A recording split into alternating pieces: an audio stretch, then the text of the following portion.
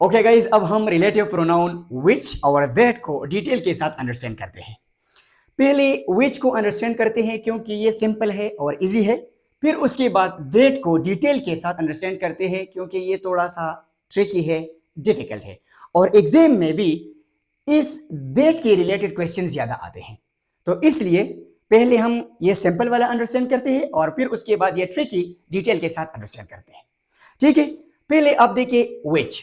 विच जो है ये रिलेटिव प्रोनाउन है और ये नॉन लिविंग थिंग्स और एनिमल्स के लिए इस्तेमाल होता है और उर्दू में इसका मतलब होता है जो। ठीक है, यहां तक क्लियर हो गया। अब मैंने आपको कहा कि ये जो विच है ये रिलेटिव प्रोनाउन इस्तेमाल होता है नॉन लिविंग थिंग्स के लिए। तो पहले इसके एग्जांपल को देखें। The dog which barks all the time is mine. इस सेंटेंस में ये जो विच लफ्ज है ये हमने इस्तेमाल किया है डॉग के लिए, और डॉग क्या है? वो है एनिमल। तो इस एनिमल के लिए हमने विच वर्ड इस्तेमाल किया। अब दूसरे सेंटेंस को देखें। The book which shows the real picture of Pakhtun ethnicity is the Pakhtun. अब इस सेंटेंस में देखें विच लफ्ज जो है ये हमने इस्तेमाल किया है किताब के लिए, बुक के लिए, और बुक क्या है? वो एक चीज है। तो हम यहां पर बुक के लिए यानी चीज के लिए विच वर्ड इस्तेमाल करते हैं और यहां पर डॉग यानी एनिमल के लिए विच वर्ड इस्तेमाल करते हैं।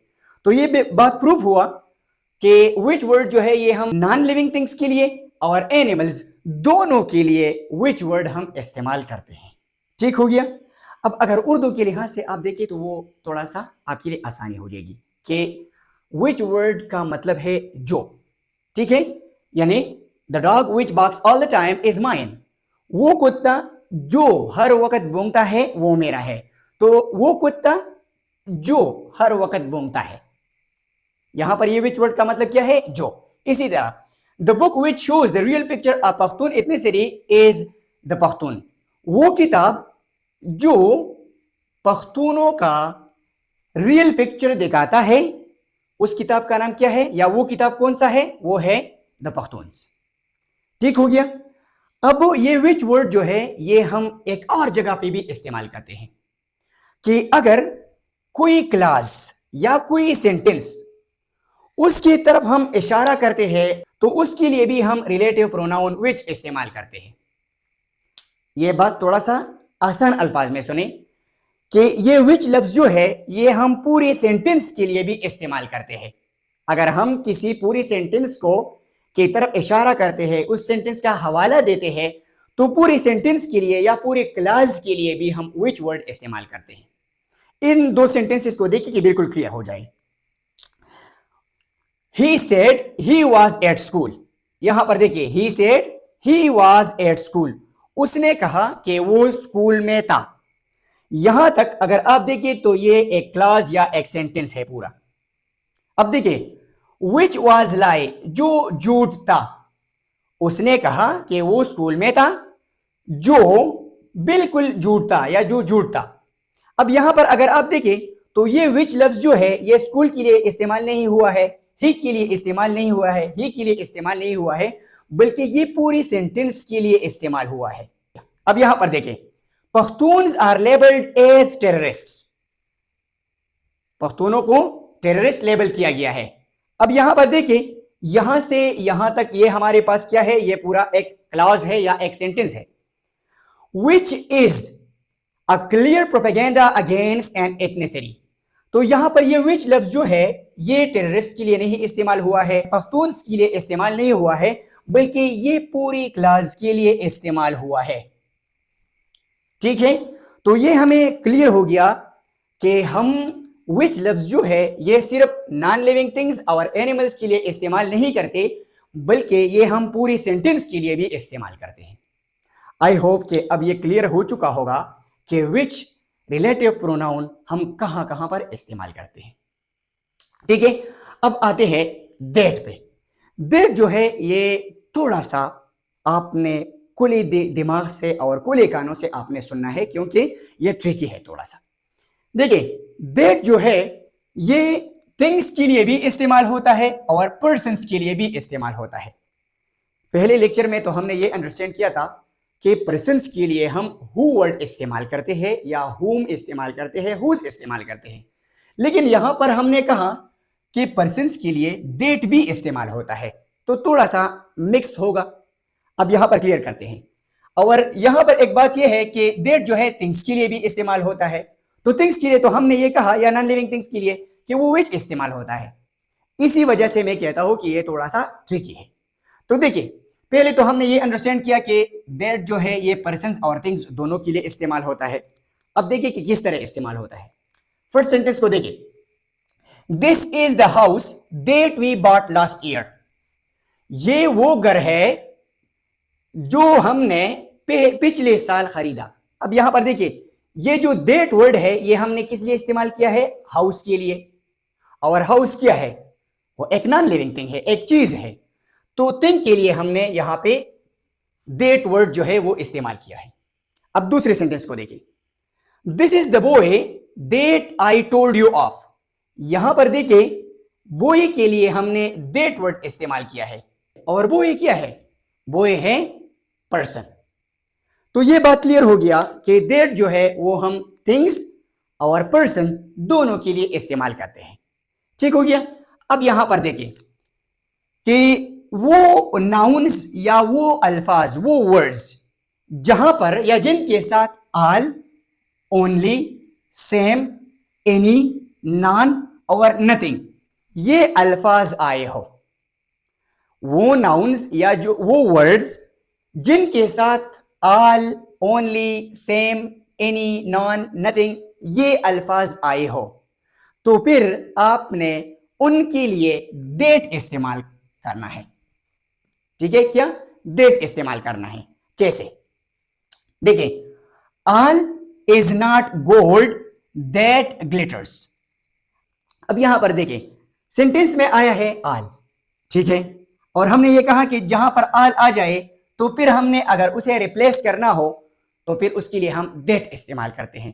यहां पर देखिए, डेट हमने इस्तेमाल किया है कि all is not gold that glitters. दूसरे सेंटेंस को देखिए कि वो भी क्लियर हो जाए। Pakhtun is the only nation that follows the leaders blindly. अब यहां पर देखिए, यहां पर गोल्ड के साथ जो है अल आया था, तो इसलिए हमने डेट इस्तेमाल किया है, क्योंकि अल और गोल्ड, तो यहां पर हमने बी डेट इस्तेमाल किया। अब यहां पर देखिए, पख्तून इज द ओनली। अब यहां पर देखिए, ओनली लफ्ज आया है। जब ओनली आया है तो फिर हम क्या करते हैं? डेट लगाते हैं। हम ये नहीं लिख सकते कि Pakhtun is the nation which follows the leader blindly. यहां पर क्या है? ओनली आया है तो हम फिर डेट लगाएंगे। Pashtun is the only nation that follows the leader blindly. अब यहां पर देखिए, ये सेंटेंस बहुत इंटरेस्टिंग है। This is the same boy. अब यहां पर देखिए, सेम और बॉय ये आए हैं, तो हमने क्या किया है? उसे दैट के साथ रिप्लेस किया है। This is the same boy that you सा इन द मार्केट।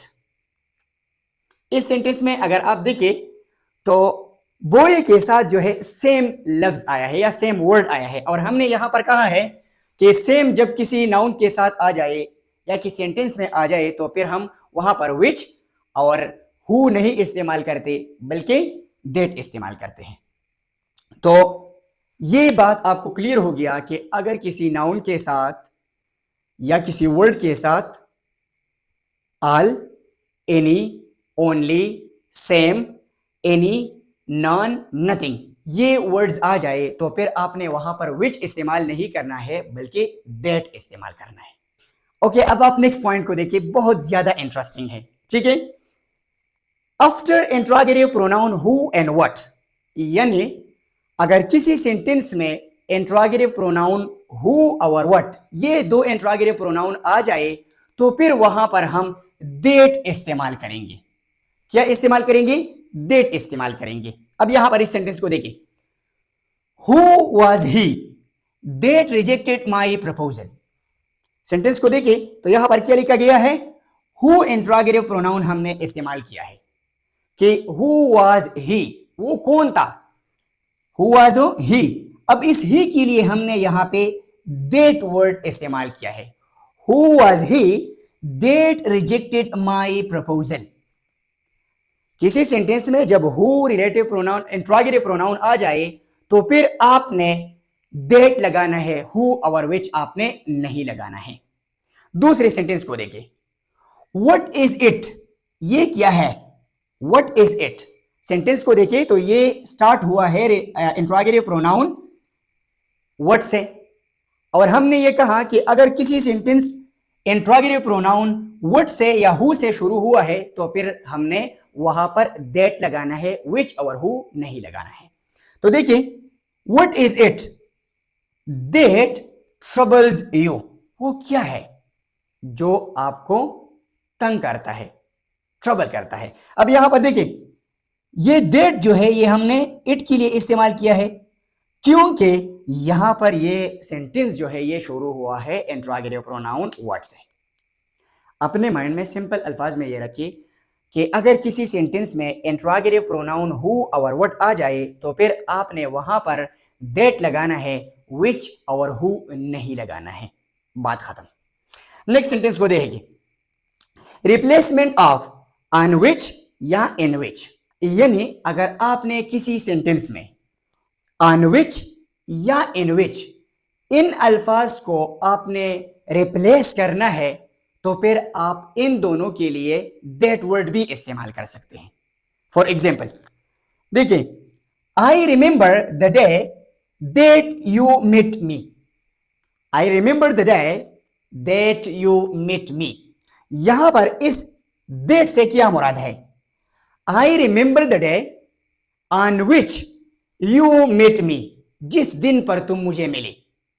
ठीक है, तो यहां पर ये जो डेट है इसका मतलब है on which. I remember the day on which you meet me, तो हम इसको इस तरह भी लिख सकते हैं कि I remember the day that you meet me. On which इसके बजाय आप दैट वर्ड भी इस्तेमाल कर सकते हैं। नेक्स्ट सेंटेंस को देखिए, this is the company that he worked in. अब यहां पर देखिए, this is the company that he worked in. अब यहां पर ये जो दैट वर्ड इस्तेमाल किया है हमने, तो इसका मतलब ये है कि ये हमने इन विच की जगह पे इस्तेमाल किया है। हम इस तरह भी तो कह सकते हैं कि this is the company in which he works, in which he works. तो इन विच की जगह पे हमने यहां पर दैट वर्ड इस्तेमाल किया है। अब आई होप कि आपको ये समझ आया होगा कि हमने विच कहां पे लगाना है, दैट कहां पे लगाना है, हु कहां पे लगाना है, हुम कहां पे लगाना है और हुज कहां पे लगाना है।